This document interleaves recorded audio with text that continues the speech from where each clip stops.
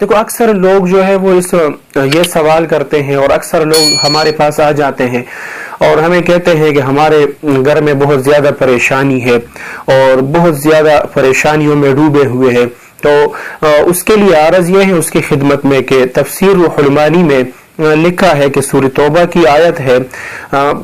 حسبی اللہ لا الہ الا ہو علیہ توکلت وہو رب العرش العظیم. یہ آیت جو ہے وہ اپنے روٹین یہ بنا لے کہ صبح 7 مرتبہ اور شام کو 7 مرتبہ،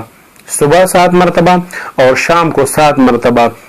یہ اپنا روٹین بنا لے اور یہ پڑھتا رہے روزانہ کے حساب سے. اپنے جو بھی اذکار ہے آپ کے روزانہ آپ ذکر کرتے ہیں، جو بھی ذکر کرتے ہیں اس میں یہ بھی شامل کر دے. انشاءاللہ اللہ سبحانہ وتعالی آپ کے گھر کی جتنی بھی پریشانیاں ہوگی، جتنی بھی مشکلات ہوں گے، اللہ سبحانہ وتعالی اس کو انشاءاللہ حل کر دیں گے.